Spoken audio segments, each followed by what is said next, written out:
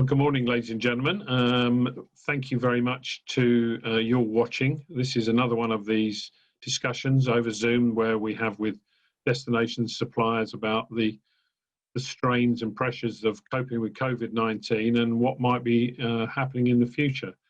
And I'm delighted to have one of the better known UK resort destinations, Visit Brighton, and Julia Gallagher, who's on the other end of this line, but only at the other end of Sussex. So good morning, Julia.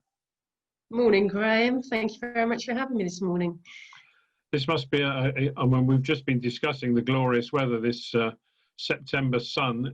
Does that mean a huge boost again for day visitors to visit Brighton? Yeah, absolutely, Graham. I mean, we're sort of fingers crossed that we have a fabulous September and hopefully October too. Obviously, the good weather for us does stimulate tourism, which is exactly what we need at times like this. So yes, let's hope that it carries on. Good. Well, it's been a very interesting and difficult year, I'm sure, with the resort really not opening until sort of halfway through the year, and with a resort that's so I wouldn't say dependent, but well known for big events and big conferences. It must have been a difficult year for you so far, although with so many people and such fabulous weather during the summer, has it equally been quite a good year? I mean, it's a little bit of a dichotomy for you, good and bad. Yeah, I mean, it's important to sort of realise that, you know, as a city, we're hugely reliant on tourism, Graham. You know, we've got, I think it's approximately 20,000 people who are employed or engaged directly or indirectly in tourism in the city, which is about 15–16% of our workforce. So for us, that is, it's critically important for us that we continue to generate revenues through that. And obviously the start of the year was incredibly tricky. I'm being told by attractions, venues and businesses across the city, approximately 70% of the workforce were furloughed at any given point. So that has a massive impact for us. So it's really important for us that we recover strongly and quickly. And obviously it's going to take time. You know, we're very dependent on overseas visitors as a destination. Approximately 20% of our revenues come from our overseas friends, and obviously this year that has sort of nearly been wiped out. So whilst, you know, we're obviously delighted that we're profiting from the staycation boom and we're seeing a lot more domestic visitors, the impact of the overseas visitors not coming to the destination really is taking its toll on us. So yeah, you know, there's positives and negatives in every situation. Is there a difference between your hoteliers and your attractions in terms of how they fared? In other destinations I've spoken to, hoteliers have got going a little bit late, but now seem relatively comfortable with the levels of bookings, but attractions less so.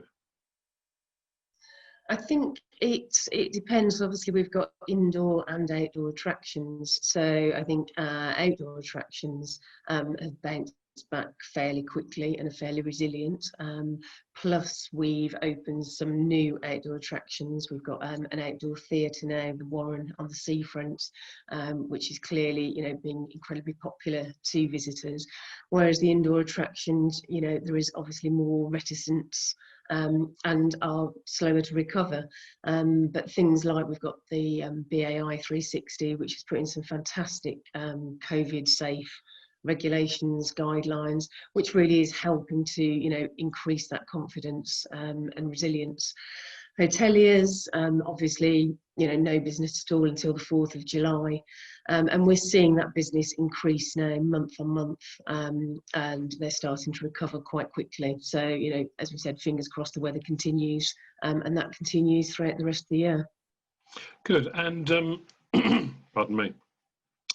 Do you find that as the year goes on, you know, in terms of the calendar, that as a destination organisation, you're going to have to be more inventive and sort of quicker on your feet in terms of creating, you know, an event-led tourism during the summer? Pretty much, you know, we're Brighton and people are going to come to Brighton anyway because it's such a vibrant place. But as the time goes on and the weather maybe not be quite so conducive to day visits, that you're going to have to be more inventive. And you've mentioned already you've got an outdoor theatre. Well, in the middle of the winter that may not be so good, but there may be other things you can do.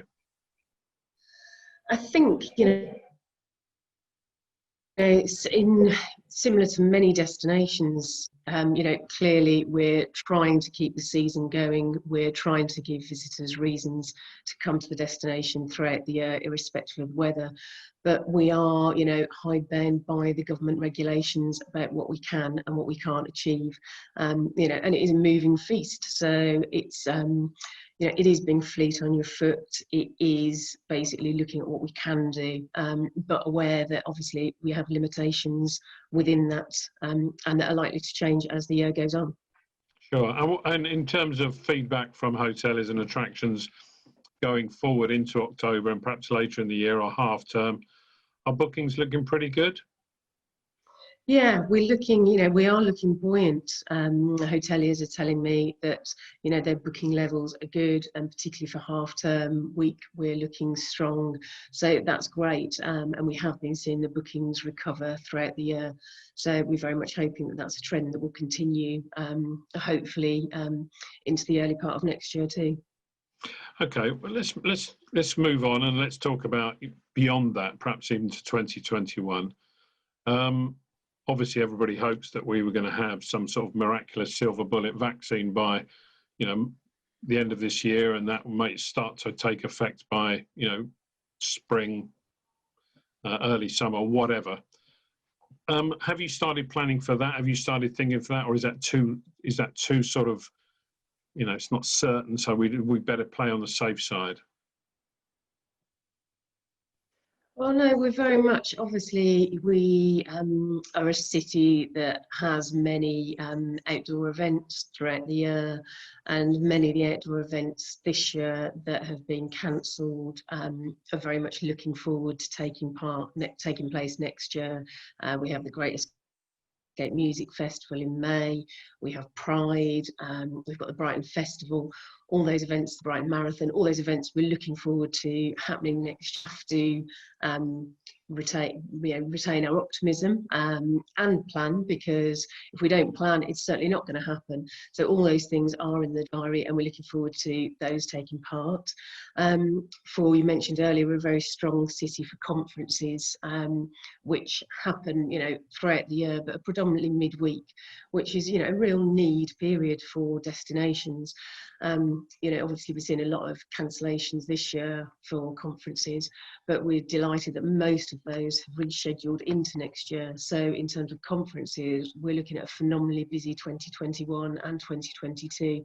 So we're very optimistic that that market is going to rebound strongly as well. Good. Well, Visit Brighton, Brighton has obviously had lots of publicity through the summer, like lots of other coastal destinations. Some of it good, some of it bad. How did you view all of the, the pictures of crowded beaches and people bemoaning the lack of social distancing and so on, even though there doesn't appear to be any way that that's been tracked to any increase in COVID-19? How did you view that? Did you think it was a good advert for Brighton, or did you think, oh, blimey, we don't want this again? Yeah, I mean, it's clearly it's a balancing act for us, because our duty is to also protect our residents as well as our visitors. So we're keen that there is a sensible return to sustainable tourism. So we've done a lot within the city, with shutting some of the streets within the city to make them pedestrianised, to give people more places to go to. I think many of the photographs that we see are of, sort of 250 metres of beach. We've got 6 miles of beach across Brighton and Hove. So, there is plenty of space across the beaches if people are looking for a getaway. Plus we're nestled, there's lots of fantastic walks, activities you can do throughout the Downs. So there's plenty of places to go that aren't the 250 metres of beach that you see often on the headlines of the news. So whilst it can be frustrating, we're clearly, we're pleased that it is pointed out, it's important for us that people return safely and sensibly, and, do adhere to the regulations that are in place, because, the safety of our residents is paramount to us as a destination. Sure. So over-tourism is something that you're aware of and conscious of in terms of the destination? I think I think I'm always wary, Graham, of over tourism. I think, you know, whilst we see a lot of our tourists concentrated in perhaps, you know, 1 square mile of the city, actually there are plenty of opportunities and activities throughout Brighton, you know, further away from potentially where tourists visit. And our job as the DMO is very much to make people aware of what they can do, you know, the great offer that we have throughout the city, and into the rest of Sussex as well. You know, we're very keen to work with our colleagues across Sussex and say, actually, you know, come book your hotels in Brighton, come and spend a few days in Brighton, but why not make it into a longer stay, and also, you know, go into Sussex and see some of the attractions that we've got that are fantastic throughout the South Coast. Cool. Now, talking of happier times, you've got a new campaign that you've just launched, which has had quite a bit of impact already, called Never Normal. What is that designed to do, and how is it being rolled out? Yep. So we're delighted. We've worked with over 20 stakeholders across the city, and the campaign is Never Normal Brighton, very much with the idea that, you know, we're encouraged to look at a new normal. Well, we'd very much say, you know, Brighton has never been normal. You know, we're a city of creative, bohemian, inventive people, and experiences that you have in Brighton you perhaps would never have anywhere else in the world. So we're talking Never Normal Brighton. We've got different phases of the campaign. You know, first phase was very much to talk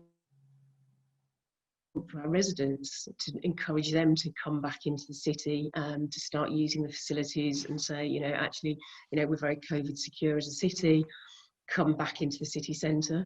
And then the different phases, we're looking at different audiences, we're looking at day visitors, encouraging local day visitors to come, perhaps spend a day in the city, and then spreading our reach further to people who can travel for an hour, perhaps 2 hours, and to come and visit for 2 or 3 days in the city. So that's the idea of the campaign. We are using all the media channels to amplify the campaign. So we're looking at local media, papers across the Sussex region. We're advertising in the Metro. We're doing a digital campaign on all the social media channels, Instagram, Facebook, Snapchat, and Twitter. And we're also using digital display boards at train stations, bus stops, service stations, so right across the marketing mix that have been rolled out at different phases throughout the rest of the year. Plus, we work with over 550 partners. We've got one of the biggest partnership organisations in the UK. So many of our 550 partners are also amplifying the Never Normal Brighton messaging through their social feeds too. So hopefully we're going to get a huge take upon that and a lot of exposure, and encourage people to visit Brighton as the year rolls on. Good, that sounds very exciting. What's the central government of any help in funding some of that campaign? We're using different funding streams to amplify that messaging. So yeah, we're working with a lot of different stakeholders on that, Graham. Okay, good. Well, I wish you the very, very best with Never Normal. That's for sure. It's never been normal in my experience, which is some considerable time. And I hope that the rest of the year, and indeed more so, 2021 go as well as you hope for. So, Julia, thank you very much. Great. Thank you very much, Graham. Really appreciate the opportunity to talk, and have a fabulous year too. Good. Thank you.